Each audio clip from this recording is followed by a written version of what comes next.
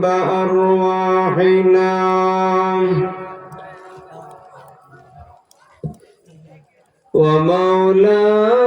ومولانا محمدا عبده ورسوله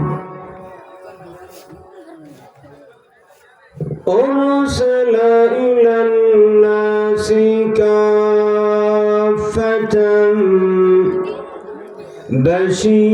بشيرا ونذيرا وداعيا إلى الله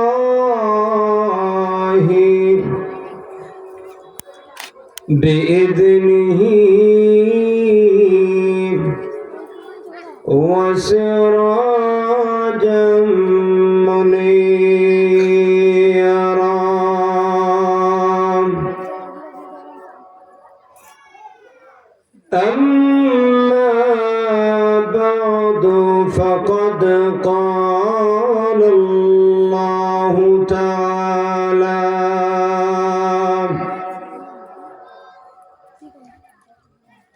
في كلامه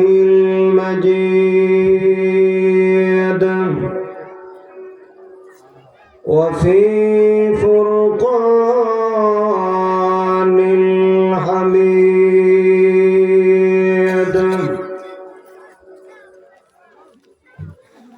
أعوذ بالله من الشيطان الرجيم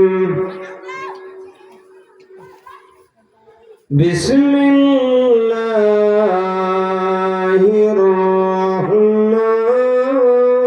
الرحمن الرحيم اتل ما أوحي إليك من الكتاب وأقم الصلاة إن الصلاة تنهى عن الفحشاء والمنكر ولذكر الله أكبر والله يعلم ما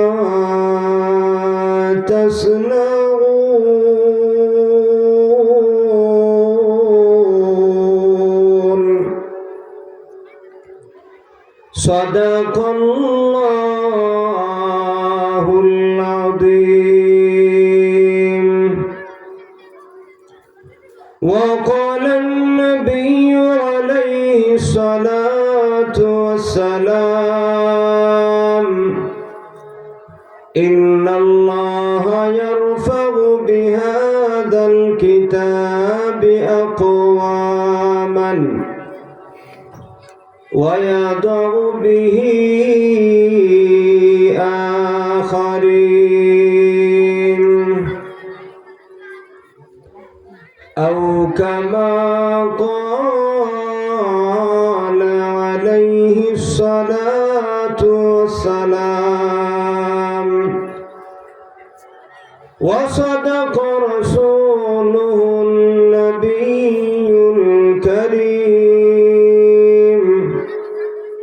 ونحن على ذلك من الشاهدين والشاكرين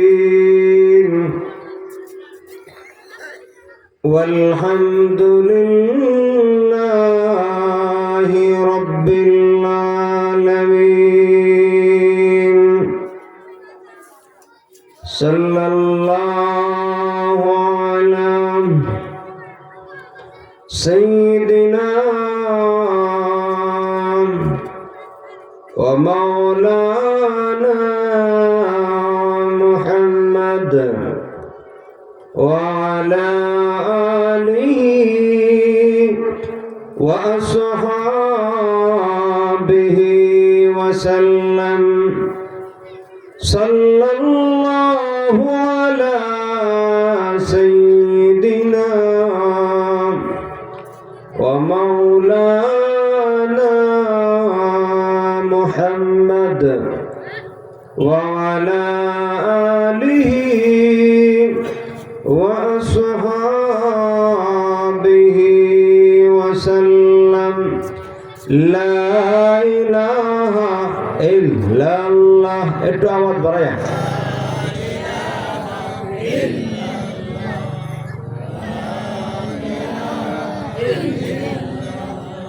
সবাই জবান খুলে লা ইলাহা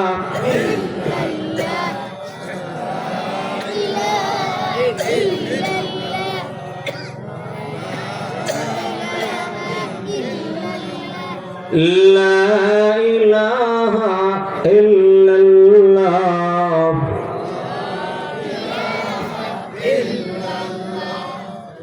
লা ইলাহা ইল্লাল্লাহ মুহাম্মাদুর রাসূলুল্লাহ সাল্লাল্লাহু আলাইহি তালিমুস সুন্নাহ বালক বালিকা মাদ্রাসা জল বাংলা বারহাট্টা নেত্রকোনা কি বারহাট্টা প্রশ্ন এটা কেমন বারহাট্টা মোহাম্মদের কলজার ভিতরে ঢুকে গেছে বারহাট্টা নেত্রকোনা এর উদ্যোগে আয়োজিত আজকে তৃতীয় বার্ষিক 3 নম্বর বছর চলে মাদ্রাসার আলহামদুলিল্লাহ আপনাদের এলাকায় মাদ্রাসা হয়েছে আল্লাহ শুকরিয়া আপনারা খুশি না মাদ্রাসা হওয়াতে লাভ হয়েছে না এই যে প্রত্যেক বছর মাহফিল হয় অনেক দূর দূরান্ত থেকে হুজুরা আসেন আল্লাহওয়ালা বুজুর্গ আলেমগণ আসেন মাদ্রাসা হওয়াতে মাহফিল হয় মাহফিল হওয়াতে আল্লাহওয়ালা বুজুর্গ উলামায়ে কেরামদের পদাচরণ হয় ঠিক কিনা বলেন উক্ত মাহফিলে উপস্থিত হযরত উলামায়ে কেরাম আমার পিতৃতুল্য মুরব্বিয়ানে আদম প্রাণ প্রিয় যুবক ভাইরা সর্বস্তরের তৌহিদি জনতা পর্দার আড়ালে বসা আছেন আমার অত্যন্ত শ্রদ্ধেয় সম্মানিত মা এবং বোনেরা মহান রব্বুল আলামিনের দরবারে আলিশানে অন্তরের অন্তঃস্থল থেকে কোটি কোটি শুকরিয়া আদায় করছি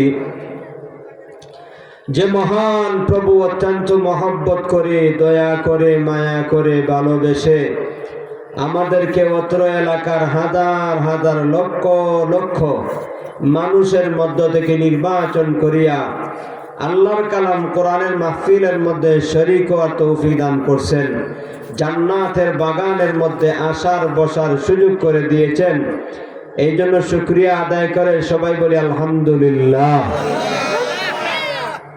এই বরকতময় মাহফিলের মধ্যে গায়ের জোরে এসে বসা যায় না কথাটা কি আপনারা বুঝে আসছে আপনারা যারা আমার সামনে বসা আছেন আমাদের চেয়ে অনেক সুন্দর সুন্দর মানুষ অনেক শক্তিশালী মানুষ অনেক বুদ্ধিজীবী বিচক্ষণ মানুষ মাহফিলের আশপাশে ঘুরঘুর করে বেড়াচ্ছে কথা বলেন ঠিক কিনা কিন্তু তার ভাগ্যে জুটে না এই মাহফিলের মধ্যে এসে বসা দূর থেকে দেখে মালিকের ইশারা নাই মালিক তাকে পছন্দ করে না এই মাহফিল অত্যন্ত মুবারক বরকতপূর্ণ মাহফিল যদিও বা আমরা এই অশিক্ষিত আমরা সাধারণ কিছু মুসলমান একত্রিত হয়েছি কিন্তু এই মাহফিলের দাম আল্লাহর কাছে আছে না নাই কি পরিমাণ দাম আল্লাহর নবী বলেন এই মাহফিলের মধ্যে যারা আসে শেষ পর্যন্ত যারা বসা থাকে রব্বে কারীম তাদেরকে ক্ষমা করিয়া দেন দুনিয়ার সব পাইলাম কিন্তু ক্ষমা পেলাম না এর মতো দুর্ভাগা আল্লাহর জমিনে আর কেউ হতে পারে না আর দুনিয়ার কিচ্ছু নাই খাবার মতন খাবার নাই পরিধান করার মতন বস্ত্র নাই থাকার মতন জায়গা নাই আর যদি জীবন শেষে আপনাকে আল্লাহ ক্ষমা করিয়া দেয় যারা পরিমাণ ঈমান নিয়ে মৃত্যুবরণ করতে পারেন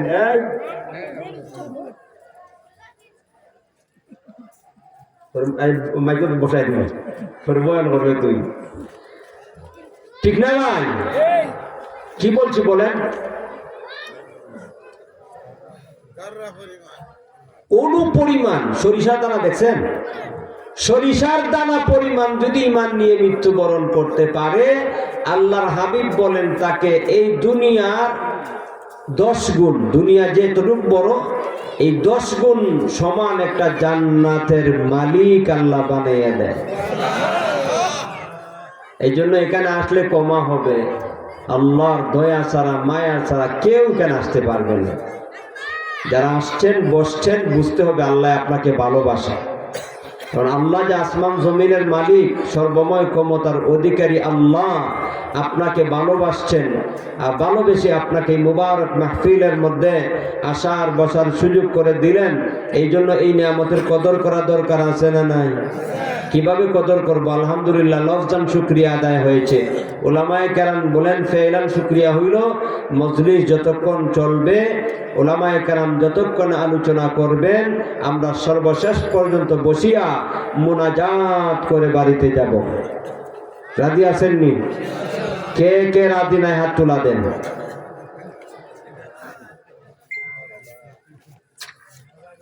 আল্লাহ আমাদের সবাইকে কবুল করেন। শেষ পর্যন্ত বসে উলামায়ে কেরামদের জবান থেকে কুরআন সুন্নাহর আলোচনাগুলি আমলের নিয়তে শ্রবণ করার তৌফিক দান করেন। জোরে বলেন আল্লাহুম্মা আমিন। আমি আপনাদের সামনে আল্লাহর কালাম কোরআন থেকে একখানা আয়াত তেলাওয়াত করেছি।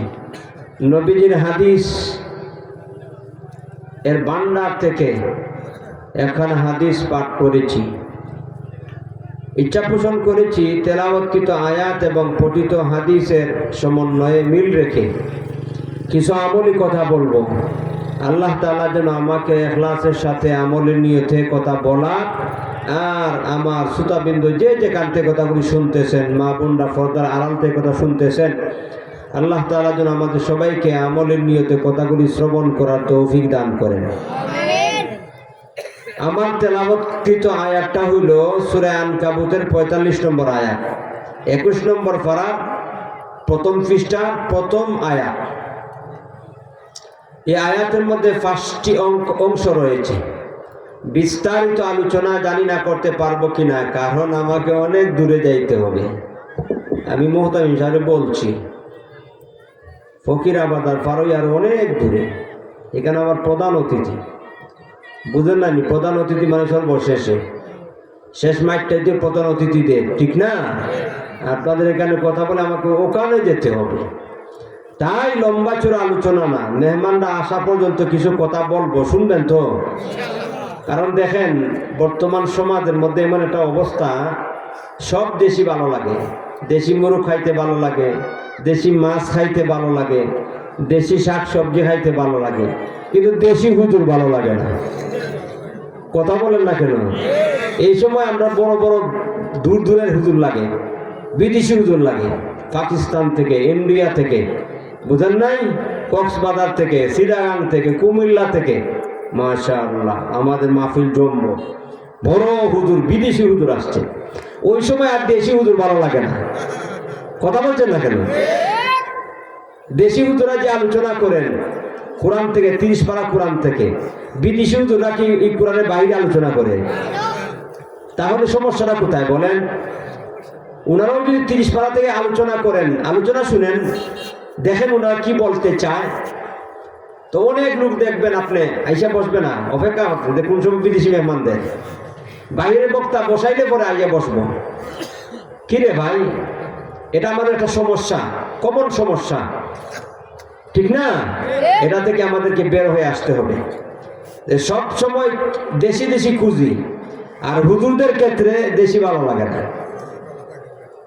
দেশি হুজুরা মজা নাই, ভালো লাগে না। এই জন্য আমি তো আপনাদের এলাকারই না, নতুন সবাই নিজেদের মধ্যেই, ও নিজা নিজের মধ্যে আলোচনা করলে শুনবেন তো না? ভালো লাগতেছে না? যদি বলেন আর আগ্রহ থাকে তাহলে আলোচনা করব। আল্লাহর কালাম কোরআনের আলোচনা, তাই না? আল্লাহ রাব্বুল আলামিন আমার তেলাওয়াত করা আয়াতের মধ্যে কি বলেছেন, দীর্ঘ আলোচনা করব না, করার সময় নাই, সুযোগও নাই। এই আয়াতের মধ্যে 5টি অংশ রয়েছে। এর মধ্যে প্রথম অংশের মধ্যে আল্লাহ তাআলা তার হাবিব সাইয়্যিদুল মুরসালিন রাহমাতুল লিল আলামিন, ওনাকে আদেশ করেছেন একটা কাজ করার জন্য। এমন একটা চমৎকার কাজ করার জন্য আদেশ করেছেন, যেই কাজটা আমরাও করি। এখন চিন্তা করে দেখেন, যে কাজটা করার জন্য আল্লাহ তার নবীকে আদেশ করেছেন, এই কাজের গুরুত্ব আছে না নাই? এখন কাজটা কি? আল্লাহ তার নবীকে কাজটা করার জন্য আদেশ করেছেন। আল্লাহ সর্বময় ক্ষমতার অধিকারী রব্বুল আলামিন আর সাইয়্যিদুল মুরসালিন ইমামুল আম্বিয়া ওয়াল মুরসালিন রাহমাতুল লিল আলামিনকে আল্লাহ আদেশ করেছেন কাজটা করার জন্য। এই কাজটা কি কাজ জানা বোঝার দরকার আছে না নাই? আল্লাহ আদেশ করে বলেন, উতলু মা উহিয়া ইলাইকা মিনাল কিতাব। আল্লাহু আকবার বলেন। আল্লাহ তার হাবিবকে বলল, ও আমার বন্ধু, আমি আপনার উপরে যে কুরআন নাজিল করেছি আপনি তেলাওয়াত করেন। সুবহানাল্লাহ, সুবহানাল্লাহ। কুরআন তেলাওয়াত করা, এই মাদ্রাসায় কি তেলাওয়াত হয়? একটু আওয়াজ বাড়ায়া বলেন, কি তেলাওয়াত হয়? মাদ্রাসা তালিমুস সুন্নাহ বালক বালিকা মাদ্রাসায় কোরআন শিক্ষা দেওয়া হয়, কোরআন পড়ানো হয়, পড়া হয়। যারা কোরআন পড়ায়, যারা কোরআন পড়ে, এরা হচ্ছে দুনিয়ার মধ্যে সর্বশ্রেষ্ঠ। আল্লাহর নবী বলেন, আমার উম্মতের মধ্যে সর্বশ্রেষ্ঠ তারা যারা কোরআন পড়ায় এবং পড়ে, কোরআন শিক্ষা দেয় এবং শিক্ষা করে। নবীজি বলেন, খায়রুকুম মান তাআল্লামাল কুরআনা ওয়া আল্লামাহ। আল্লাহর হাবিব বলেন, আমার উম্মতের মধ্যে সর্বশ্রেষ্ঠ তারা যারা কোরআন শিক্ষা করে এবং শিক্ষা দেয়। এই কোরআন তেলাওয়াত করার জন্য আল্লাহ তার হাবিবকে আদেশ করেছেন। এখন আমাদের কথা জানার দরকার হইল যে আল্লাহ তার হাবিবকে কোরআন তেলাওয়াত করার নির্দেশ করলেন কেন? এটা হইল আলোচ্য বিষয়। কারণ একটা আদেশ ছাত্র শিক্ষকরা যখন করে, এই আদেশ করার পিছনে কারণ থাকে না, থাকে না? আমার কথাগুলি বুঝে থাকলে একটু আওয়াজ দেয়া হ্যাঁ না বলবেন। প্রশ্ন করা, আদেশ করার পিছনে কারণ থাকে কি থাকে না? থাকে। আল্লাহ তার হাবিবকে যে আদেশ করলেন কোরআন তেলাওয়াত করার জন্য, এর পিছনে কারণ কি এটা আমাদের জানার দরকার, বোঝার দরকার, আমল করার দরকার। তাই তাফসীরবিদগণ বলেন, আল্লাহ রাব্বুল আলামিন তার এই আয়াতের মধ্যে বিশ্ব নবীকে আদেশ করার কারণ, অনেকগুলি কারণ উল্লেখ করা হয়েছে। সবগুলি কারণ বলার সুযোগ নাই, এক দুইটা কারণ বলবো। এর মধ্যে একটা কারণ হইল, আল্লাহর নবী সাইয়্যিদুল মুরসালিনকে আল্লাহ কোরআন তেলাওয়াত করার আদেশ করার কারণ হইল, কোরআন তেলাওয়াতের মাধ্যমে আল্লাহর নবীকে আল্লাহ তাআলা সান্ত্বনা দেওয়ার জন্য আদেশ করেছেন। সুবহানাল্লাহ। নবীজি সান্ত্বনা পাবেন, নবীজির অন্তর থেকে ব্যথা বেদনা দূর করবেন। কে ব্যথা দিয়েছে, কেন ব্যথা দিয়েছে, কারা ব্যথা দিয়েছে, কত প্রশ্ন এসে যায় না? এই জন্য মুফাসসিরিনে কেরামগণ সংক্ষিপ্তভাবে বলেছেন যে নবীজির অন্তরের মধ্যে ব্যথা, এই কথাটা বোঝার জন্য আমাদেরকে কিছু ইতিহাস জানতে হবে। আল্লাহর নবী 40 বছর বয়স হওয়ার পরে আল্লাহ তাআলা আদেশ করলেন যে আমার বন্ধু আপনি ইসলামের দাওয়াত দেন। 40 বছর পূর্ণ হওয়ার আগ পর্যন্ত নবীজি সাল্লাল্লাহু আলাইহি ওয়াসাল্লামকে মক্কার বেঈমান কাফেররা আল আমিন বলতো। আল্লাহর পক্ষ থেকে যখন আমাদের নবী আদিষ্ট হইলেন কালেমার দাওয়াত দেওয়ার জন্য, ইসলামের দাওয়াত দেওয়ার জন্য, এই দাওয়াত দেওয়ার সঙ্গে সঙ্গে বেঈমান কাফের মুশরিকরা আল্লাহর নবীর বিরোধিতা করা শুরু করে দিয়েছে। নাউজুবিল্লাহ বলেন। ইতিহাসবিদগণ বলেন, আল্লাহর নবী ইসলামের দাওয়াত দেওয়ার পরে মক্কার লোকেরা দুই দলে বিভক্ত হয়ে গেছে। কয় দলে? একটু জোরে বলেন, কয় দলে? দুই দলে বিভক্ত হয়ে গেছে। সামান্য কিছু লোক, সামান্য অংশ আল্লাহর নবীর দাওয়াত গ্রহণ করিয়া মুসলমান হয়ে নবীর সাহাবী হওয়ার সৌভাগ্য লাভ করেছে। সুবহানাল্লাহ। আর অধিকাংশ মানুষই, অধিকাংশ মক্কার বাসিন্দারাই আল্লাহর নবীর বিরোধিতা করা শুরু করে দিয়েছে। নাউজুবিল্লাহ। যারা ভালোবাসতো তারা কেমন ভালোবাসতো আল্লাহর নবীকে? নবীর হাতে হাত রেখে কালেমা পড়ে যারা মুসলমান হয়েছিল তাদের অবস্থা কেমন ইতিহাসের মধ্যে উল্লেখ করে দেওয়া হয়েছে। মক্কার ভূমিতে আল্লাহর নবী সাইয়্যিদুল মুরসালিন রাহমাতুল লিল আলামিন যখন কালেমার দাওয়াত দিয়েছিলেন, আর মক্কাবাসীদের মধ্য থেকে যারা নবীর হাতে হাত রেখে কালেমা পড়ে মুসলমান হয়ে যায়, তারা আল্লাহর নবীর এত দরদি হয়েছিল, তার ইতিহাসের মধ্যে দৃষ্টান্ত রয়েছে। একটা দৃষ্টান্ত দিলেই বুঝতে পারবেন যারা আল্লাহর নবীর হাতে হাত রেখে কালেমা পড়ে মুসলমান হয়েছিল, তাদের মধ্যে থেকে একজন একটা ঘটনা বলি, বুঝতে পারবেন কি পরিমাণ আল্লাহর নবীকে ভালোবাসতেন। ভাইরা আমার, আল্লাহর নবী সাল্লাল্লাহু আলাইহি ওয়াসাল্লামের সামনে এসে যখন তিনি কালেমা পড়ে মুসলমান হইলেন, তখন দেখা গেছে ওই সাহাবী আল্লাহর নবীকে লক্ষ্য করে বলতে লাগলেন, ইয়া রাসূলুল্লাহ, ইয়া হাবিবাল্লাহ, ওগো আল্লাহর নবী, আমি আপনাকে আমার প্রাণের চেয়ে বেশি মহব্বত করি। একটু আসতে বলেন সুবহানাল্লাহ। আমাদের অন্তরের মধ্যে নবীর ভালোবাসা আসেনি, আল্লাহর ভালোবাসা আসেনি। আল্লাহ এবং রসুলকে যদি বাসতে না পারি, আল্লাহ এবং রসুলের ভালোবাসা যদি অন্তরের মধ্যে লালন করতে না পারি, তাহলে বুঝতে হবে আমি দুর্বল ইমানদার, আমি এখনো পরিপূর্ণ ইমানদার হতে পারি নাই। কথা বলেন না কেন? পৃথিবীর সব কিছুর চেয়ে আল্লাহর নবীকে ভালোবাসতে হবে, পৃথিবীর সব কিছুর চেয়ে আল্লাহ এবং তার রসুলকে মনের প্রাণের চেয়ে বেশি ভালোবাসতে হবে। ঠিক কিনা বলেন? ভাইরা আমার, আল্লাহর নবী হাদিসের মধ্যে বলেছেন, লা ইউমিনু আহাদুকুম হাত্তা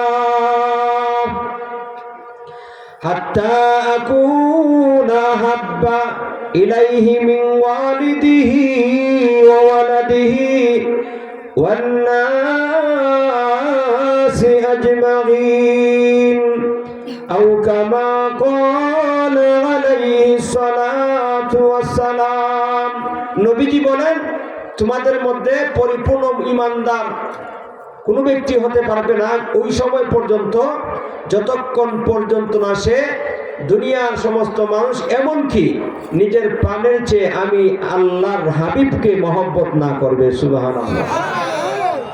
আল্লাহর নবীর সাহাবীরা প্রমাণ করেছেন যে তারা নিজের জীবনের চেয়ে আল্লাহর নবীকে বেশি ভালোবাসতেন। সিরাতে মুস্তাফার মধ্যে ঘটনার বিবরণ দিয়ে বলে, আল্লাহর নবীর কাছে এসে বলতেছেন এক সাহাবী, ইয়া রাসূলুল্লাহ, আমি আপনাকে ভালোবাসি। মক্কার ভূমিতে যারা নবীর দাওয়াত গ্রহণ করিয়া সাহাবী হয়েছিল, নবীর দরদি হয়েছিল, তাদের অন্তরের মধ্যে আল্লাহর নবীর ভালোবাসা দরদ কি পরিমাণ ছিল, এই কথাটা বোঝানোর জন্যই দৃষ্টান্ত দেওয়া, ঘটনাটা বলা। বলবো নি? জোরে বলেন, বলবো নি? সাউন্ড কমে গেছে নাকি? ভাইরা আমার, আল্লাহর নবীর সাহাবী আল্লাহর নবীর কাছে এসে বলতে লাগলেন, ইয়া রাসূলুল্লাহ, ইয়া হাবিবাল্লাহ, আমি আপনাকে ভালোবাসি। কেমন ভালোবাসি? লক্ষ্য করে দেখবেন দুনিয়ার মধ্যে যারা মানুষ একজন আরেকজনকে ভালোবাসলে তাকে কাছে পেতে চায়, চায় কি চায় না? উদাহরণ দিলে বুঝবেন, মা তার সন্তানকে ভালোবাসে, 20 লিটার দুধ পান করে এই অবস্থায় যদি সন্তান মা অত্যন্ত প্রিয় হয়, ভালোবাসার পাত্র হয়, মা সন্তানকে আড়াল করে রাখতে চায় না। ঠিক কিনা? ভালোবাসে, মা সন্তানের মধ্যে ভালোবাসা। এই ভালোবাসে, যে যাকে ভালোবাসে, যে যত পরিমাণ বেশি ভালোবাসবে তাকে তত বেশি দেখতে চায়, কাছে পেতে চায়। আল্লাহর নবীর সাহাবীরা যেহেতু নবীজিকে ভালোবাসতেন, তাই আল্লাহর নবীকে সবসময় তারা দেখতে মনে চাইতো, নবীর কাছে নিজে থাকতে চাইতো। কিন্তু দুনিয়ার মধ্যে যাপন করার ক্ষেত্রে অনেক কিছুই করতে হয়, অনেক প্রয়োজন হয় না? ব্যবসা বাণিজ্যের প্রয়োজন হয়, বাজার সদাই করতে লাগে, গোসল, তেল সাবান ইত্যাদি ইত্যাদি, আর অনেক কিছু। তো এগুলার কারণে তারা যখন দূরে চলে যায়, আল্লাহর নবীর কাছ থেকে দূরে চলে যায়, যখনই নবীর কথা স্মরণ হয়, আবার এই সব ব্যস্ততা রেখে আল্লাহর নবীর দরবারে আসিয়া আল্লাহর নবীর চেহারা দেখে সান্ত্বনা লাভ করে। সুবহানাল্লাহ। আল্লাহর নবীর সাহাবী নবীজিকে লক্ষ্য করে বলেন, ইয়া রাসূলুল্লাহ, আমি আপনাকে ভালোবাসি। আমি যখনই আপনার কাছ থেকে দূরে চলে যাই ক্ষেত কামারে কাজ করার জন্য, তো বাজার করার জন্য, আর আপনার কথা স্মরণ হয়, ওগো আল্লাহর হাবিব, সঙ্গে সঙ্গে সব কিছু রেখে আমি আপনার খেদমতে চলে আসি। আপনার কাছে এসে আপনার নুরানি চেহারা দেখিয়া আমি সান্ত্বনা লাভ করি।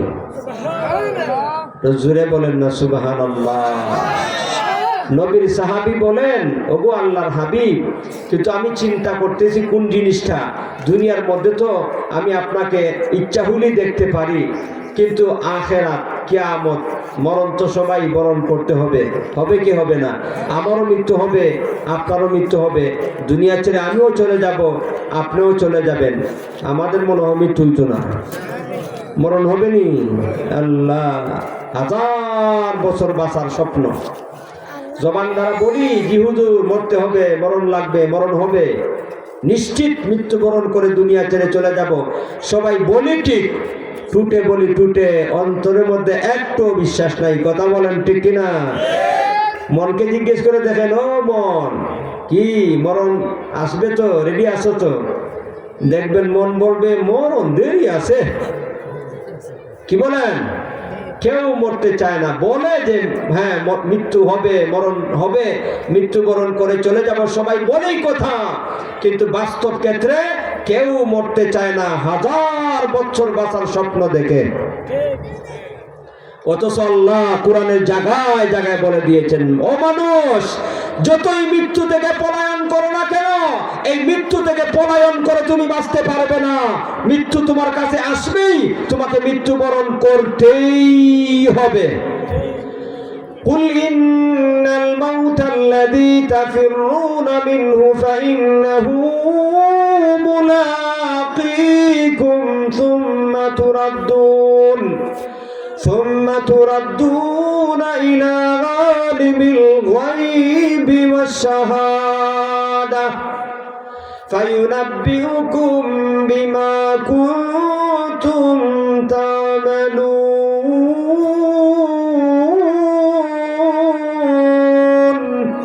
আল্লাহ বলেন, কুল, ও আমার বন্ধু, দুনিয়ার মানুষদেরকে জানায় দাও, ইন্নাল মাউতাল্লাযী তাফিররুনা মিনহু, তোমরা যতই বাহানা করো না কেন মৃত্যুর হাত থেকে বাঁচতে পারবে না মানুষ।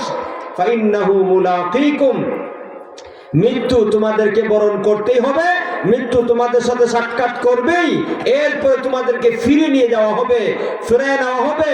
সুম্মা তুরাদ্দুনা ইলা আলিমিল গায়বি ওয়াশ শাহাদা, ওই সত্তার দিকে তোমাদেরকে ফিরে নেওয়া হবে, যিনি তোমাদের দুনিয়ার জীবনের প্রকাশ্য গোপন সব কিছু জানেন। সুবহানাল্লাহ। মানুষের জীবনের মধ্যে দুইটা অংশ থাকে, একটা থাকে প্রকাশ্য, আর একটা থাকে গোপন, ঠিক কিনা? পার্সোনাল লাইফ, ব্যক্তিগত বিষয় থাকে, যেগুলো অনেক সময় আপনার পরিবারের সদস্যরাও জানে না। তাকে কি থাকে না বলেন? অনেক ব্যাপার থাকে, স্বামীর কিছু ব্যাপার থাকে স্ত্রী জানে না, স্ত্রীর কিছু বিষয় থাকে স্বামী জানে না, একান্ত পার্সোনাল সিক্রেট বিষয় আছে না নাই? দুনিয়ার কোনো মানুষ জানে না, আল্লাহ জানে কি জানে না? জোরে বলেন, জানে কি জানে না? এই জন্য আল্লাহ বলেন, সুম্মা তুরাদ্দুনা ইলা আলিমিল গায়বি ওয়াশ শাহাদাতি ফায়ুনাব্বিউকুম বিমা কুনতুম তা'মালুন। আল্লাহ রাব্বুল আলামিন বলেন, ওগো নবীজি, দুনিয়ার সমস্ত আমার বান্দা বান্দাদেরকে বলিয়া দাও, ও দুনিয়ার মানুষ, যতই বাহনা করো না কেন, যতই মৃত্যু থেকে পলায়ন করো না কেন, মৃত্যু থেকে পলায়ন করে তুমি বাঁচতে পারবে না। মৃত্যু তোমার কাছে আসবেই আসবে, মৃত্যু তোমাকে বরণ করতেই হবে। মৃত্যু বরণ করার পরে আলমে বরজখের মধ্যে প্রায় 40,000 বছর অবস্থান করার পরে হাসরের ময়দানে মহান আল্লাহর কাছে আপনাকে আমাকে নিয়ে যাওয়া হবে। এরপরে ওই আল্লাহ আপনার আমার দুনিয়ার জীবনের সব ব্যাপারগুলি জানেন। ফায়ুনাব্বিউকুম বিমা কুনতুম তা'মালুন।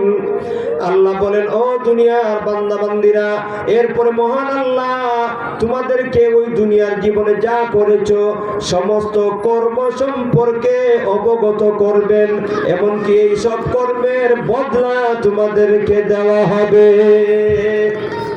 আল্লাহ প্রতিদান দিবেন। তাহলে মৃত্যুর হাত থেকে মুক্তি পাওয়া যাবে? বাঁচা যাবে নি ভাই? কেউ বাঁচতে পারবে না। আল্লাহ কোরআনের জায়গায় জায়গায় বলে দিয়েছেন, ও মানুষ, তোমাকে যখন জন্ম দিয়েছি সঙ্গে সঙ্গে মৃত্যু নির্ধারণ করে দিয়েছি, নির্ধারিত সময় তোমাকে দুনিয়া ছেড়ে চলে আসতেই হবে। ঠিক কিনা বলেন? আল্লাহর নবী সাহাবী জানেন দুনিয়া ছেড়ে তো চলেই যাব। দুনিয়াতে যখনই আল্লাহ নবীর কথা স্মরণ হয় দৌড়ে চলে যায় মসজিদ নবীর মধ্যে, নবীর হুজরার মধ্যে গিয়ে নবীদিকে দেখা, ভালো মানুষ, মহব্বতের মানুষদেরকে দেখলে ভালো লাগে না খারাপ লাগে? জোরে বলেন, ভালো লাগে না খারাপ লাগে? আল্লাহু আকবার। আল্লাহর নবীর সাহাবীরা নবীজির নুরানি চেহারা দেখিয়া তাদের ক্ষুধার যন্ত্রণা দূর হয়ে যেত। নবীজির খেদমতে পড়ে থাকতেন, এক বেলা দুই বেলা না খেয়ে পড়ে থাকতেন। আল্লাহর নবীর সাহাবীরা বলেন, হে দুনিয়ার মানুষ, আমরা নবীকে এত ভালোবাসি, নবীজির চেহারা দিকে তাকাইলে ক্ষুধার জ্বালা দূর হইয়া যায়। জোরে বলেন না সুবহানাল্লাহ।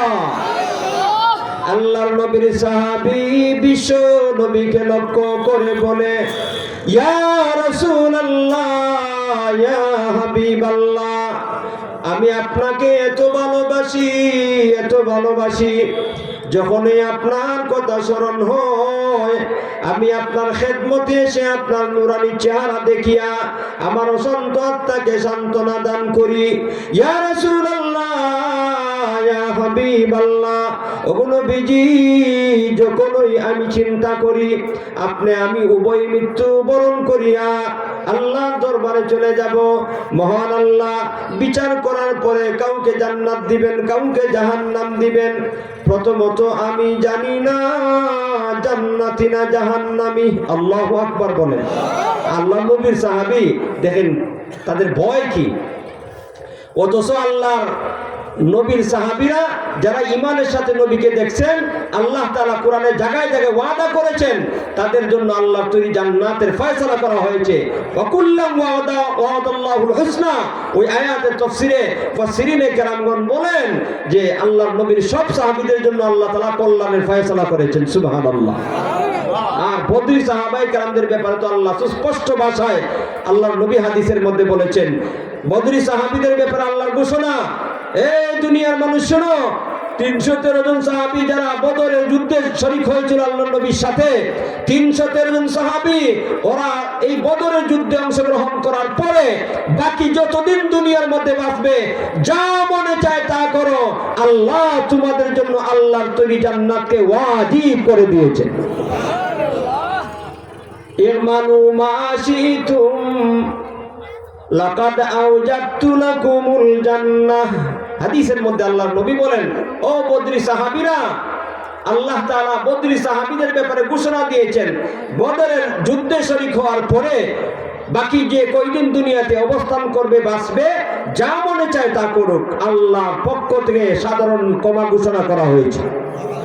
এমনকি আল্লাহর নবী বলেছেন আল্লাহর ফয়সালা তাদের জন্য আল্লাহর তৈরি জান্নাতকে আল্লাহ ওয়াজিব করে দিয়েছেন।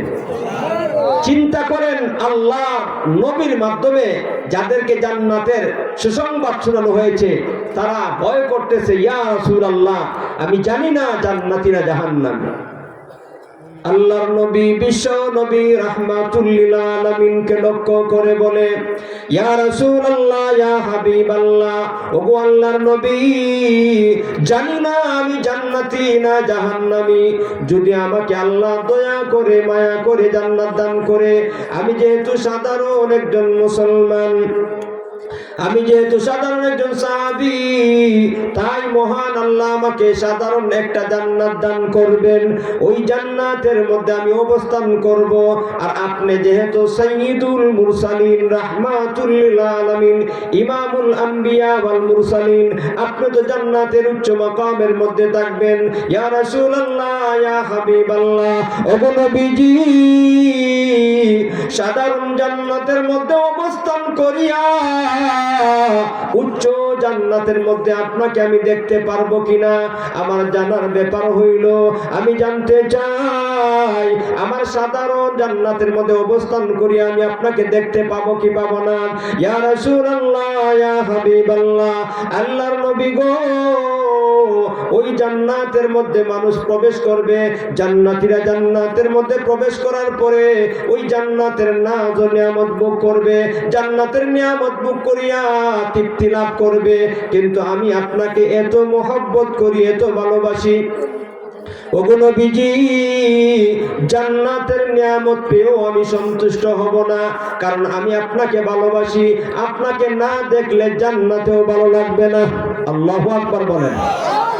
ভাইরা আমার, নবীর সাহাবী বিশ্ব নবী রাহমাতুল লিল আলামিনকে লক্ষ্য করে বলেন, ওগো নবীজি, আমি আপনাকে এত মহব্বত করি, এত ভালোবাসি, জান্নাতের নিয়ামত পেয়েও আমি সন্তুষ্ট হব না।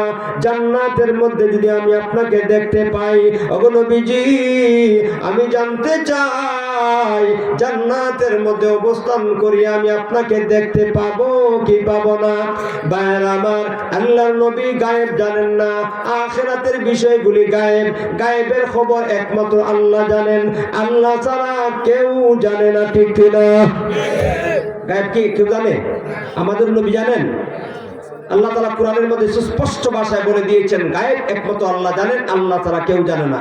এখন যদি কেউ মনে প্রাণে বিশ্বাস করে ফিসাব গায়েব জানে, ওলি আল্লাহ গায়েব জানে, মাজারে ওলি যিনি শুয়ে আছেন উনি কিছু করার ক্ষমতা রাখেন, এমনকি আমাদের নবীও গায়েব জানতেন মনে করে, এ মুশরিক ডাইরেক্ট, এর মধ্যে কোনো সন্দেহ নাই।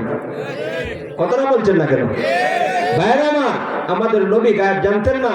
কোরআনে জায়গায় জায়গায় বলে দেওয়া আছে, কুল্লা ইয়ালামু মান ফিস সামাওয়াতি ওয়াল আরদিল গায়বা ইল্লাল্লাহ। কুল, আল্লাহ বলেন, হে নবী আপনি বলেন, মান ফিস সামাওয়াতি ওয়াল আরদ, আসমান জমিনে যা রয়েছে কোনো কিছুই আল্লাহ ছাড়া গায়েব জানে না, কোন সৃষ্টিকুল গায়েব জানে না, গায়েবের খবর একমাত্র আল্লাহ জানেন, ঠিক কিনা? কিয়ামত কখন কায়েম হবে? কোরআনের মধ্যে আলোচনা তো দীর্ঘ হয়ে যাচ্ছে, জায়গায় জায়গায় প্রশ্ন করা হয়েছে। বেঈমান কাফের মুশরিকরা আমার আপনার নবীকে শান্তিতে থাকতে দেয় নাই। 13 বছর মক্কায়, 10 বছর মদিনায়। আপনি ইতিহাস পড়েন, দেখেন, আজকে লজ্জা লাগে। আমরা মুসলমান, নামদারি মুসলমান, ইহুদি খ্রিস্টানদের আদর্শ গ্রহণ করিয়া গর্ব করি, আমার নবীর উম্মতের দাবিদার, নবীর উম্মত বলে দাবি করি, অথচ আমাদেরকে দেখলে হিন্দু না মুসলমান চিনা যায় না। অথচ এই বেঈমান কাফের মুশরিকরা আমার নবীকে শান্তিতে থাকতে দেয় নাই। বাইরে আমার জায়গায় জায়গায় সময় সময় বিভিন্ন ভাবে অহেতুক প্রশ্ন করে আটকানোর জন্য। লক্ষ্য করে দেখবেন, দুনিয়ার মধ্যে যত প্রশ্ন করা হয়, দুই ধরনের প্রশ্ন হয়, একটা হলো জানার জন্য, আর একটা হলো টেকানোর জন্য। কথা বলেন, ঠিক কিনা? ইহুদিরা অনেক সময় প্রশ্ন করতো, বেঈমান কাফের মুশরিকরা অনেক সময়, প্রায় সময় আল্লাহর নবীকে প্রশ্ন করতো, ও মুহাম্মদ ইবনে আব্দুল্লাহ, আখবিরনি আনিস সাআ, মাতা সাআ, আইয়ানা মুরসাহা, কিয়ামত কখন কায়েম হবে? কিয়ামত কখন কায়েম হবে? আচ্ছা, কিয়ামত কখন কায়েম হবে এটা কি আমাদের নবী জানে? এটা কে জানে? জোরে বলেন, কে জানে? আল্লাহ। আল্লাহ কোরআনের জায়গায় জায়গায় এর উত্তর দিয়েছেন। আল্লাহ এই জায়গার মধ্যে বলেন, ইয়াসআলুকান নাসু আনিস সাআ কুল ইন্নামা ইলমুহা ইনদাল্লাহ। ইয়াসআলুকান নাসু আনিস সাআ, ওগো নবীজি আপনাকে প্রশ্ন করবে কিয়ামত কখন কায়েম হবে, আপনি এদেরকে বলেন কিয়ামত কখন কায়েম হবে এটা আল্লাহ ছাড়া কেউ জানে না। গায়েব একমাত্র আল্লাহ জানেন, আল্লাহ ছাড়া কেউ গায়েব জানে না। কোন মুসলমান জনগোষ্ঠী, কোন গোত্র, কোন দল যদি এই কথা বিশ্বাস করে যে আল্লাহর নবী গায়েব জানেন, পরিষ্কার ফতোয়া, ওরা মুশরিক, ওরা কখনো আল্লাহর নবীর উম্মত হতে পারে না। নবী সাহাবী আল্লাহর নবীকে প্রশ্ন করছে, কি প্রশ্ন? যে ইয়া রাসূলুল্লাহ, জান্নাতের মধ্যে প্রবেশ করার পরে কি আপনাকে দেখতে পারবো, দেখার সুযোগ আছে? নবীজি কোনো জবাব দেন নাই, যেহেতু এটা গায়েবের ব্যাপার, কিয়ামতের ব্যাপার, আল্লাহর নবী উত্তর দেন নাই, চুপ হয়ে গেলেন। এর মধ্যে আল্লাহ নবীর উপরে একখানা আয়াত নাজিল করেছেন, সুবহানাল্লাহ।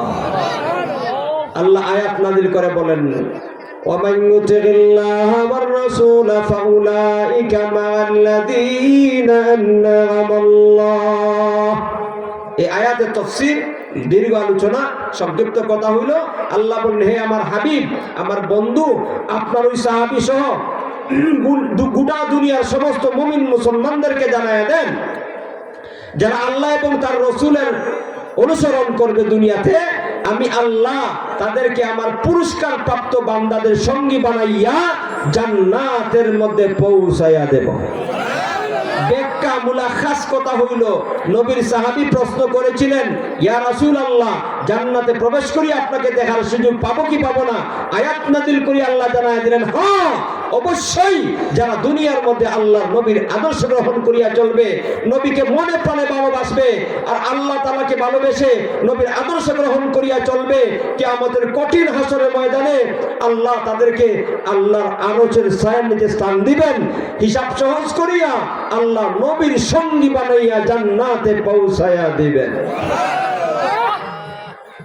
আমাদেরও এই আশা আছে না নাই?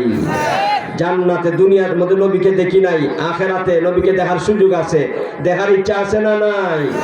শর্ত হইল নবীর আদর্শ এবং আল্লাহর আদর্শ, আল্লাহর হুকুম আমাকে মানতে হবে, আল্লাহকে সবচেয়ে বেশি ভালোবাসতে হবে। ভাইয়েরা আমার, আর যারা আল্লাহকে ভালোবাসে, মুমিন মুসলমান মাত্রই আল্লাহকে ভালোবাসে। কোরআনুল কারীমের মধ্যে আল্লাহ রাব্বুল আলামিন সুস্পষ্ট ভাষায় জানিয়ে দিয়েছেন, ওয়াল্লাযীনা আমানু আশাদ্দু হুব্বান লিল্লাহ, যারা এই দুনিয়ার মধ্যে ঈমানদার তাদের কাছে দুনিয়ার সব কিছুর চেয়ে আল্লাহর ভালোবাসা বেশি। সুবহানাল্লাহ। আল্লাহর ভালোবাসা অন্তরের মধ্যে থাকে। মুমিন ঈমানদাররা দুনিয়ার সব কিছুর চেয়ে আল্লাহ এবং তার রাসূলকে বেশি ভালোবাসে। আর লক্ষ্য করে দেখবেন, যে তাকে ভালোবাসবে তার বিরুদ্ধে যদি কেউ কোনো কথা বলে তো টাইম নাই তাকে সে কে দেখা, বরং সঙ্গে সঙ্গে প্রতিবাদ শুরু করে দেয়। আপনারা জানেন বর্তমান সময়ে ভাইরাল একটা টপিক, আবুল সরকার, নাম শুনছেন? আবুল সরকার আমাদের আল্লাহকে কটূক্তি করেছে, আমাদের আল্লাহর ব্যাপারে এমন ব্যঙ্গ করে কিছু কথা বলেছে, কোরআনের ব্যাপারে যে কথাগুলি বলেছে কোন ঈমানদার এই কথা বলতে পারে না। কোন নামদার ঈমানদার মুমিন যদি এই কথাগুলি বলে, এই কথা বলার পরে একটা মানুষ ঈমানদার থাকতে পারে না, ঠিক কিনা বলেন? আপনারা জানেন কিনা, এই আবুল সরকার কোন একটা অনুষ্ঠানের মধ্যে বলেছে যে আল্লাহর কোনো আগামাতা নাই। নাউজুবিল্লাহ বলেন। আল্লাহ এক এক সময় এক এক কথা বলে, আল্লাহ এক এক সময় এক এক কথা, একই মুখে ভিন্ন ভিন্ন কথা বলে। আল্লাহর মুখ কয়টা? এটা মুখ না, এমন একটা শব্দ ব্যবহার করেছে, আমি উচ্চারণ করতে আমার লজ্জা লাগছে, আমার উচ্চারণ করতে আমার ঘৃণা লাগছে, অথচ এই শব্দটা সে ওই নাস্তিক, ওই মুরতাদ, ওই বেঈমান, ওই কাফের আমার আল্লাহর সামনে উচ্চারণ করেছে। নাউজুবিল্লাহ।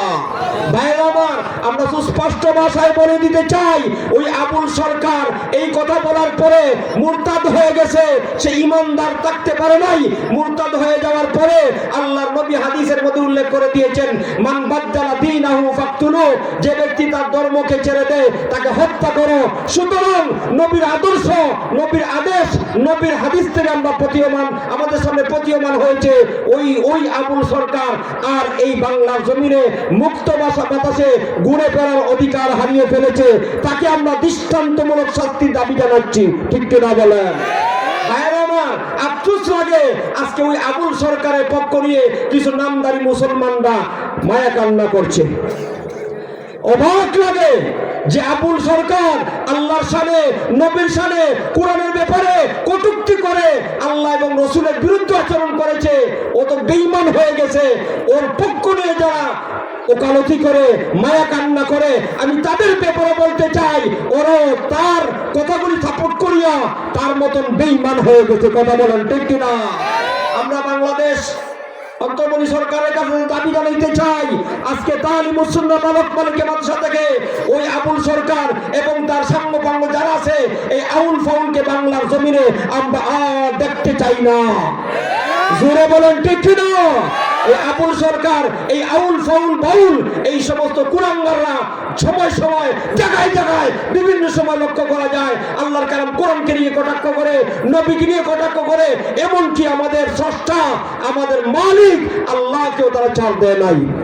কথা বলেন ঠিক কিনা? এই জন্য তার দৃষ্টান্তমূলক শাস্তির দাবি জানাচ্ছি, তাকে ফাঁসির কাষ্ঠে ঝুলাইয়া মৃত্যুদণ্ড কার্যকর করতে হবে। জোরে বলেন ঠিক কিনা? আমাদের সুস্পষ্ট দাবি, আমাদের দাবি এটাই যে তাকে আর রক্ষা করা যায় না। যারা রক্ষা করার জন্য জেলখানা থেকে ছাড়ার জন্য ফন্দি করতেছে, বিভিন্ন পায়তারা চালাচ্ছে, তাদেরকে আমরা সাবধান বাড়ি শুনাইতে চাই, তারাও যদি তার পক্ষ নিয়ে উকালতি করে, মায়া কান্না করে, তাদের বিরুদ্ধে বাংলার তৌহিদ জনতা ব্যবস্থা গ্রহণ করবে। ঠিক কিনা বলেন? ভাইরা আমার, আসুন আমরা আল্লাহকে ভালোবাসি, রসুলকে ভালোবাসি। আল্লাহ এবং তার রসুলের বিরুদ্ধে কটূক্তি আমরা আর শুনতে চাই না। যে বাজারাই আল্লাহ এবং রসুল কোরআন সুন্নাহর বিরুদ্ধে অবস্থান নিবে, আমরা এই সমস্ত কুলাঙ্গারদেরকে বাংলার জমি থেকে বিতাড়িত করতে চাই। কথা বলেন ভাইয়েরা আমার, আল্লাহকে ভালোবাসি। আজকে বাবাকে ভালোবাসলে বাবার বিরুদ্ধে কেউ যদি কিছু বলে আমরা কেঁপে যাই, তার গর্দান উড়িয়ে দেই, তার সদ্য গোষ্ঠী উদ্ধার করি। আপনারা কি মনে করেন বাবার চেয়ে ভালোবাসা আল্লাহর প্রতি আমাদের কম না বেশি? জোরে বলেন, কম না বেশি? সুতরাং বেশি যদি হয়ে থাকে আর আউল ফাউল বাউলকে আমরা প্রশ্রয় দেওয়া যাবে না। যদি আমাদের এলাকার মধ্যে কেউ বা কারা যে বা যারা এই বাউল ফাউল আউলের পক্ষ নিয়ে কথা বলবে, তাদের বিরুদ্ধে আমাদের সংগ্রাম। কথা বলেন ঠিক কিনা ভাইয়েরা আমার? আমরা আল্লাহকে ভালোবাসি, রসুলকে ভালোবাসি। যেমন সাহাবাই কেরাম আল্লাহ এবং তার রসুলকে ভালোবেসেছিলেন। আল্লাহর নবী দাওয়াত দেওয়ার পরে দুই দলে বিভক্ত। একদল আল্লাহর নবীর দাওয়াত গ্রহণ করিয়া আল্লাহর নবীর সাহাবী হয়েছিল, নবীর পরম বন্ধু এবং দরদী হয়েছিল। আর একদল নবীর বিরোধী হয়েছিল, সব সময় ষড়যন্ত্র করত আল্লাহর নবীকে কিভাবে হত্যা করা যায়। নাউজুবিল্লাহ। ভাইয়েরা আমার, আল্লাহর নবী চিন্তা করলেন ওদেরকে আমি ভালো করতে চাই, ওদেরকে আমি জান্নাতে নিয়ে যেতে চাই, ওদের সফলতা কামিয়াবি চাই, আমি ওদের কল্যাণ চাই। আর ওরা আমার বিরুদ্ধে ষড়যন্ত্র করে, আমাকে হত্যা করার ষড়যন্ত্র করে। আচ্ছা বলেন, একটা মানুষের পক্ষে যদি আপনি কাজ করেন, আপনি তাকে মনে প্রাণে ভালোবাসেন এবং আপনি যদি তার কল্যাণ কামনা করেন, আর যদি কোনোভাবে আপনি শুনতে পারেন যে ওই লোকটা আপনার বিরোধিতা করে, তাহলে ভালো লাগবে না খারাপ লাগবে? জবান করে বলেন, ভালো লাগবে না খারাপ লাগবে? কষ্ট লাগবে না আনন্দ লাগবে? কষ্ট লাগবে। আল্লাহর নবী যখন দেখলেন এই সমস্ত বেঈমান কাফেরদের জন্য আল্লাহর নবী মাথার গাম পায়ে ফেলে না খেয়ে, সংসারের কোনো চিন্তা করেন নাই, পরিবারের কোনো চিন্তা করেন নাই, হাসান হুসেনের কোনো চিন্তা নাই, ফাতিমার জন্য কোনো চিন্তা নাই, সব সময় ওই সমস্ত বেঈমান কাফেররা কিভাবে আল্লাহ বলা হয়ে আল্লাহ তুমি জান্নাতের মেহমান হতে পারে, ওই পরিশ্রম করে সারা দিন রাত তিনি খাটান। যখন শুনতে পারেন, জানতে পারেন, বুঝতে পারেন ওই বেঈমান কাফেররা নবীর বিরুদ্ধে ষড়যন্ত্র করে, হত্যার ষড়যন্ত্র করে, তখন আল্লাহর নবীর অন্তরের মধ্যে বড় ব্যথা লাগে। ঠিক কিনা? আল্লাহ আয়াত নাযিল করে জানায় দিলেন, উতলু মা উহিয়া ইলাইকা মিনাল কিতাব। আল্লাহ রাব্বুল আলামিন বলেন, ও আমার হাবিব, আমার বন্ধু, তোমার উপরে আমি আল্লাহ যেই কোরআন নাজিল করেছি তেলাওয়াত করেন। ওই কোরআনের মধ্যে আমি পূর্বের নবীদের বিবরণ দিয়েছি, পূর্বের নবীদের ঘটনার বিবরণ দেওয়া হয়েছে। ওগো নবীজি, তোমার পূর্বে আমি আল্লাহ যত নবী রাসূল দুনিয়াতে প্রেরণ করেছি, প্রত্যেকটা নবী রাসূলদের জমানায় নবীর উম্মতের একটা অংশ নবীর বিরোধিতা করেছে। নবী সব সময় উম্মতের কল্যাণ কামনা করেছিল। এরপরও দেখা যায় নবীর উম্মতের অংশের মধ্যে নবীর উম্মতের একটা অংশ নবীর বিরুদ্ধে ষড়যন্ত্র করেছে, নবীকে হত্যার ষড়যন্ত্র করেছে। এমনকি কোন নবীকে হত্যা করা হয়েছিল। ঠিক কিনা? জাকারিয়া, ইয়াহইয়া আলাইহিস সালামদেরকে হত্যা করা হয়েছিল। এই সব ঘটনার বিবরণ আল্লাহ রাব্বুল আলামিন কোরআনের মধ্যে দিয়েছেন। আল্লাহ বলেন, ঘটনা পড়ো কোরআনের মধ্যে, কোরআন তেলাওয়াত করলে এই ঘটনা জানতে পারবা। তোমার সাথে তোমার উম্মতেরা, এই বেঈমান কাফেররা যেভাবে তোমার বিরোধিতা করে, এটা নতুন কোনো কথা না, বরং তোমার পূর্বের নবীদের বিরোধিতা করা হয়েছিল। ওই নবীরা ধৈর্য ধারণ করিয়া তারা জান্নাতে চলে গেছে। ও আমার হাবিব, আমার বন্ধু, তোমার উপরে কোরআন নাযিল করেছি, ওই কোরআনের মধ্যে ওই নবীদের ঘটনার বিবরণ রয়েছে। তেলাওয়াত করো, তোমার অন্তরের মধ্যে সান্ত্বনা লাভ করবে। যখন জানতে পারবা যে আমার সাথে আমার এই বেঈমান কাফেররা যে আচরণ, কঠোর আচরণ করতেছে, আর এই আচরণ শুধু আমার সাথে না, বরং আমার পূর্ববর্তী লোকদের সাথেও করা হয়েছে, আমার পূর্বের নবীদের সাথেও করা হয়েছে। সুতরাং নতুন কাজ না, এটা নতুন ঘটনা না, পুরাতন ঘটনা। তখন কঠিন কাজও সহজ হয়ে যাবে। আপনি অন্তরের মধ্যে সান্ত্বনা লাভ করবেন। এই নবীর অন্তরের মধ্যে ওই যে ব্যথা, যে আমি তাদের কল্যাণ কামনা করি, তাদেরকে জান্নাতে নিয়ে যেতে চাই, তারা আমার বিরোধিতা করে, এই কষ্ট দূর করার জন্য আল্লাহ আদেশ করেছেন, নবী আমার আপনি কোরআন তেলাওয়াত করে নবীদের ঘটনার বিবরণ জানতে পারবেন। আপনি নবীদের ঘটনা যখন শুনবেন, পড়বেন, বুঝবেন, আপনার অন্তরের মধ্যে আর ব্যথা থাকবে না, আপনি অন্তরের মধ্যে সান্ত্বনা লাভ করতে পারবেন। সুবহানাল্লাহ। এই জন্য আল্লাহ রাব্বুল আলামিন সূরা আনকাবুতের ৪৫ নম্বর আয়াতের প্রথম অংশের মধ্যে আল্লাহ বলেন, উতলু মা উহিয়া ইলাইকা মিনাল কিতাব। আল্লাহ রাব্বুল আলামিন বলেন, ও আমার হাবিব, ও আমার বন্ধু, ও আমার নবী, আমি আল্লাহ আপনার উপরে যেই কোরআন নাযিল করেছি তেলাওয়াত করেন। ওই কোরআন তেলাওয়াত করার দ্বারা আপনি অন্তরের মধ্যে সান্ত্বনা লাভ করতে পারবেন। সুবহানাল্লাহ। এর একটা কারণ। ২ নম্বর কারণ হইল কোরআন তেলাওয়াতের দ্বারা বান্দা আল্লাহর নৈকট্য হাসিল করতে পারে। সুবহানাল্লাহ বলেন। ভাইরা আমার, আল্লাহ যদি আমার হয়ে যান, আল্লাহর নৈকট্য যদি আমি হাসিল করতে পারি, মান কানা লিল্লাহ কানাল্লাহু লাহু, যে ব্যক্তি আল্লাহর হয়ে যায় আল্লাহ তার হয়ে যায়। আল্লাহ সর্বময় ক্ষমতার অধিকারী। আল্লাহ যদি আমার হয়ে যায়, দুনিয়ার কোনো মানুষের টাইম আসেনি। জোরে বলেন ঠিক না? আপনি চেয়ারম্যানের সাথে সম্পর্ক থাকলে বাপরে বাপ কি স্টাইল, বাপসাপ কি ঘুরায় বেড়ায় অনুসন্ধান করে দেখা যায় চেয়ারম্যানের বাতিদা, চেয়ারম্যানের বাগনা। আর যদি এমপির সাথে সম্পর্ক হতো তার কোনো কথাই নাই। আর যদি মন্ত্রীর সাথে, প্রাইম মিনিস্টারের সাথে সম্পর্ক থাকে তো দেখা যায় তার চাল চলন কারে কয়। কথা বলেন ঠিক না? অথচ চেয়ারম্যান, মেম্বার, এমপি, মন্ত্রীর ক্ষমতা বেশি না আমাদের আল্লাহর ক্ষমতা বেশি? আওয়াজটা এরকম দিছেন মনে হয় যেন ১৯-২০। কিরে ভাই, দুনিয়ার মধ্যে যত সুপার পাওয়ারের মালিক আছে, গোটা দুনিয়ার সমস্ত সুপার পাওয়ারের মালিকের শক্তি বেশি না আল্লাহর শক্তি বেশি? আল্লাহর সাথে যদি আমার সম্পর্ক হয়ে যায়, দুনিয়ার কিছুই প্রয়োজন হয় না। আল্লাহ আমার হায়াত মৌতের মালিক। আমার আল্লাহ যদি আমাকে রক্ষা করেন, পৃথিবীর কেউ আমার ক্ষতি করতে পারে না। আসতে বললেন? আল্লাহ যদি কাউকে ইজ্জত দান করে, পৃথিবীর কেউ তাকে অপমানিত করতে পারে না। আল্লাহ যদি কাউকে জুতার মালা পরায়, জুতার পিঠা সিদ্ধান্ত করে আরশের মালিক আরশ থেকে জুতা পিঠার সিদ্ধান্ত গ্রহণ করে, ওই ব্যক্তিকে জুতা পিঠা হাওয়া থেকে পৃথিবীর কোন শক্তি রক্ষা করতে পারে না। তিনি হচ্ছেন আমার আল্লাহ। সুতরাং আল্লাহর নৈকট্য যদি হাসিল করা যায়, ভাইয়েরা আমার, দুনিয়ার যতই বন্ধুত্ব সম্পর্ক হোক না কেন, মরার পরে আর এই সম্পর্ক থাকে না। এই কবরস্থ করে দেওয়া হয়। কবরে যাওয়ার পরে পৃথিবীর কোনো শক্তি, পৃথিবীর কোনো সম্পর্ক আপনি এখানে কাজে আসে না। আল্লাহর সাথে যদি আপনার সম্পর্ক থাকে, এই কবর থেকে আল্লাহর সাহায্য শুরু হবে। সুবহানাল্লাহ বলে। এই জন্য ২ নম্বর লাভ কারণ হইল আল্লাহর নৈকট্য হাসিল করা যায় কোরআন তেলাওয়াতের মাধ্যমে। এই কোরআনটাই আপনাদের মাদ্রাসা তালিমুস সুন্নাহ বালক বালিকা মাদ্রাসার মধ্যে দেওয়া হয়। আল্লাহর কালাম কোরআনটা হলো সত্যের মাপকাঠি, আল্লাহর কাছে নৈকট্য হাসিল করার মাপকাঠি, সম্মানের মাপকাঠি। এই পৃথিবীতে কেউ যদি সম্মানিত হতে চায়, তাহলে কোরআন হলো তার মাপকাঠি। আল্লাহর কালাম কোরআনের কাছে চলে আসো। কোরআন যারাই গ্রহণ করেছে, ইতিহাস সাক্ষী, আল্লাহ কোরআনকে গ্রহণ করার কারণে তাদের সম্মান মর্যাদা বাড়াইয়া আকাশ চুম্বি করিয়া দেয়।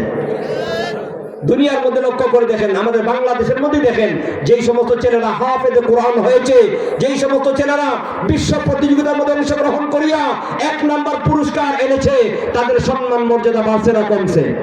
সালে আহমদ তাকরিম নামে একটা ছেলে, ১২-১৩-১৪ বছর বয়সের, গত সরকার আপনার সরকারি সংবর্ধনা দেওয়া হয়েছে। ছোট্ট একটা ছেলেকে, সে প্রায় ১ শতাধিক রাষ্ট্রের উপস্থিতিতে আপনার প্রতিযোগিতা হয়েছিল। ওই প্রতিযোগিতার মধ্যে সে বাংলাদেশকে বিশ্বের সামনে দাঁড় করাইয়া সুপ্রতিষ্ঠিত করে ১ নাম্বার পুরস্কার এনেছিল। বাংলাদেশ সরকার তাকে সরকারিভাবে সংবর্ধনা দেওয়া হয়েছে। এমনকি আমি ব্যক্তিগতভাবে তথ্য নিয়ে জানতে পেরেছি, ওই ছেলে ওই বছর প্রতিযোগিতা যে বছর ১ নম্বর হয়েছিল, আল্লাহ তাআলা তাকে দুনিয়াবি কি পরিমাণ লাভবান করছেন, প্রায় কয়েক কোটি টাকার মালিক আল্লাহ বানায় দিয়েছে। টাকা চাও, টাকা। কোরআন মাদ্রাসায় পড়াইতে চায় না। কোরআনে হাফেজ হবে, আলেম হবে, মুফতি হবে, ইমাম হবে, মুয়াজ্জিন হবে, কয় টাকা কামাইবো, হে কি খাইবো, আমার কি খাওয়াইবো? আচ্ছা বলেন, সালে আম তাকরিম, এই তাকরিমের বাবা কি টকছে নাকি? কথা বলেন, হাফেজ কোরআন বানাইয়া টকছে? ভাইয়ের আমার টকে নাই, আখেরা তো জিতছে, দুনিয়ার মতো জিতছে, ঠিক কিনা বলেন? এই জন্য তালিমুস সুন্নাহ বালক বালিকা মাদ্রাসার মধ্যে আপনার ছেলে, আপনার সন্তানদেরকে পড়াইলে হাফেজ কোরআন যদি বানাইলে লাভ হবে না লস হবে? কি পরিমাণ লাভ, দুনিয়া তো লাভ, আখিরাত তো লাভ। আপনি আপনার ছেলেকে ইঞ্জিনিয়ার বানাইলেন, এফআরসিএস ডাক্তার বানাইলেন, এমবিবিএস ডাক্তার বানাইলেন, অথবা আপনি ইঞ্জিনিয়ার বানাইলেন, অথবা আপনি প্রফেসর বানাইলেন, মনে করো তার পিছনে কয়েক লক্ষ টাকা খরচ করতে হয়, ঠিক কিনা? আপনি একটা ডাক্তার বানাইতে ওই ছেলেকে, যারা মেডিকেলে পড়ায় সন্তানকে, তাদের সাথে যোগাযোগ করে দেখেন কি পরিমাণ টাকা খরচ করতে হয়, লক্ষ লক্ষ টাকা তার পিছনে ব্যয় করতে হয়। এরপরে ডাক্তার হয়ে গেল, যদি মারা যায় শেষ, আমও গেছে, চালাও গেছে। কথা বলছেন না কেন? ডাক্তার বানাইছেন ছেলেকে 50 লক্ষ টাকা খরচ করে, অথবা 1 কোটি টাকা খরচ হইয়া আপনি ছেলের ডাক্তার হইলো, এখন প্র্যাকটিস করবে, এখন টাকা ইনকাম করার সময়, এখন মারা গেছে। আচ্ছা বলেন, লাভ হইছিনি?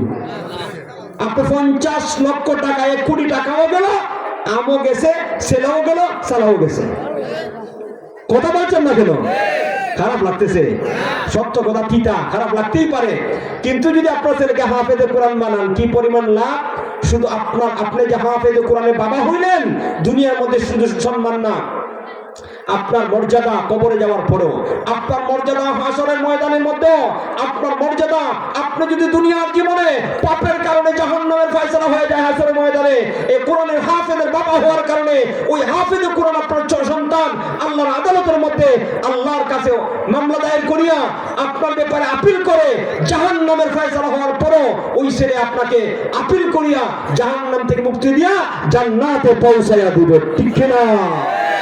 আল্লাহর নবী বলেন, মান কারাআল কুরআনা ফাস্তাযহারাহু ফাআহাল্লা হালালাহু ওয়া হাররামা হারামাহু আদখালাহুল্লাহুল জান্নাহ ওয়া শাফাআহু ফি ওয়াসরাতিন মিন আহলি বাইতিহি কুল্লিহিম ক্বাদ ওয়াজাবাত লাহুন নার আও কামা ক্বালা আলাইহি সালাতু ওয়াস সালাম।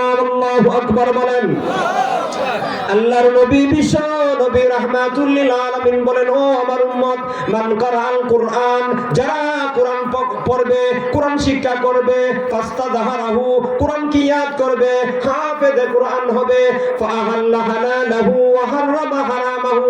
আল্লাহর হাবিব বলেন, কোরআন শিখার পরে, কোরআনের হাফেজ হওয়ার পরে, কোরআনে বর্ণিত হারামকে হারাম জানিয়ে বর্জন করলো, ওয়া আহাল্লা হালালাহু, কোরআনে বর্ণিত হারামকে হালাল জানিয়ে গ্রহণ করলো, কোরআনে বর্ণিত হারামকে বর্জন করলো, হারামকে গ্রহণ করিয়া যদি জীবন যাপন করে, মরণের সঙ্গে সঙ্গে আল্লাহর হাবিব বলেন, ও আমার উম্মত, ওই হাফেজে কোরআন মরণের সঙ্গে সঙ্গে আল্লাহর তৈরি জান্নাতে প্রবেশ করবে।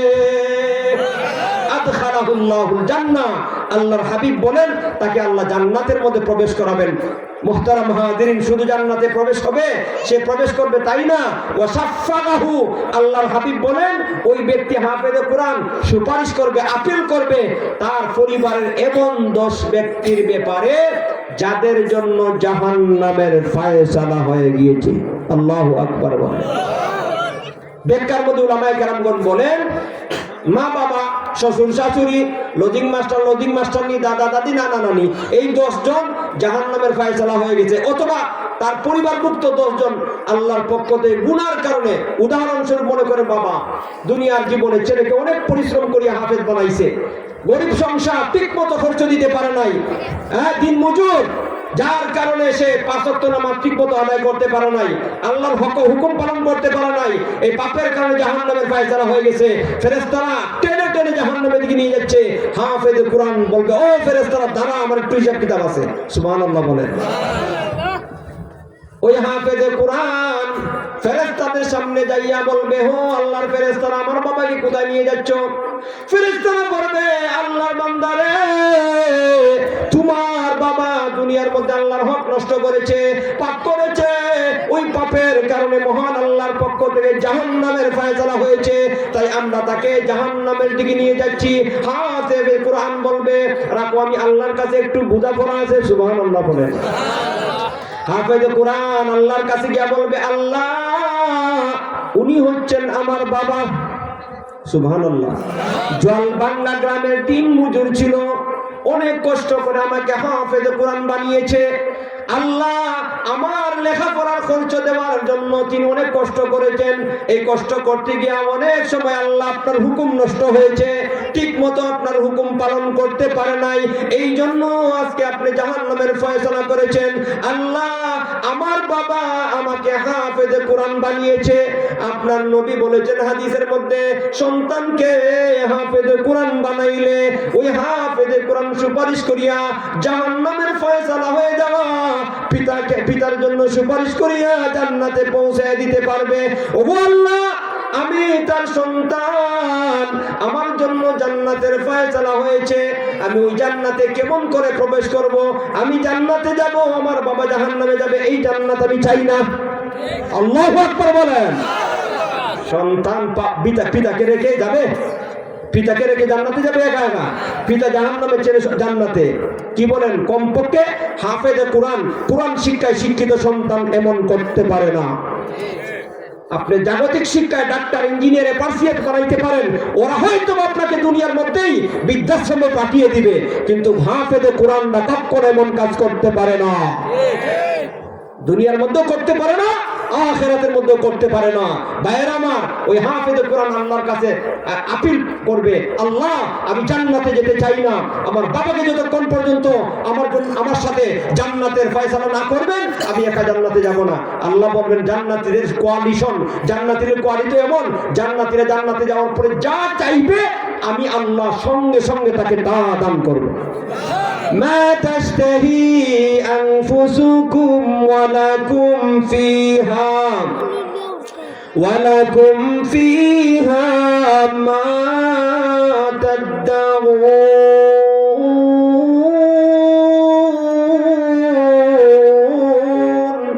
আল্লাহ বলেন, জান্নাতীরা জান্নাতে প্রবেশ করার পরে যা চাইবো তা দেওয়া হবে। ওই জান্নাতি ছেলে হাফেজে কোরআন, সে বলবে, আমার বাবারে না দিলাম যাব না। শেষ লাগছেনি? কথা বলেন না কেন? আল্লাহ বলবেন, ও আমার বান্দা, দুনিয়ার মধ্যে তোমার বাবা অনেক কষ্ট করে তোমাকে হাফেজে কোরআন বানিয়েছে। ও আমার বান্দা, আমি জানি তুমি আমার কাছে এই আপিলটা করবে, যা যা এই মুহূর্তে আমি আল্লাহ তোর জাহান্নামের ফয়সালা হয়ে যাওয়া বাবাকে ক্ষমা করে দিলাম, তোর সঙ্গে জান্নাতে নিয়ে যা, আমি আল্লাহ ফয়সালা করে দিলাম, তোমার বাবার জন্য আমি আল্লাহর জান্নাতকে রেডি করে দিয়েছি। হাফেজে কোরআন বানাইলে লাভ না লস?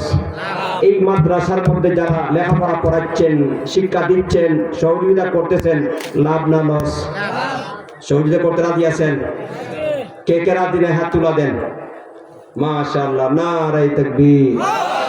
একটা হাত উঠছে না, তার মানে হলো আপনারা সবাই সহযোগিতা করবেন। বেশি সময় নিব না, কারণ বলছি আমি আগে ফকিরা বাজার না কই জানি রাইতে হবে।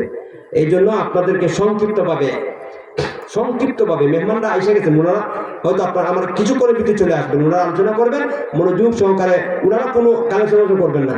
আমরা যদি নিজে মানুষ একটু বুঝা পড়া আমরা করে নিজেদের মধ্যে, ঠিক না? ওনারা শুধু আসবেন, আলোচনা করবেন, কথা বলবেন, বয়ান করবেন, আপনারা শুনবেন। বাকি আপনাদের মহল্লাবাসী বা মাদ্রাসা কর্তৃপক্ষদের পক্ষ থেকে আমি একটু আদিষ্ট হয়েছি।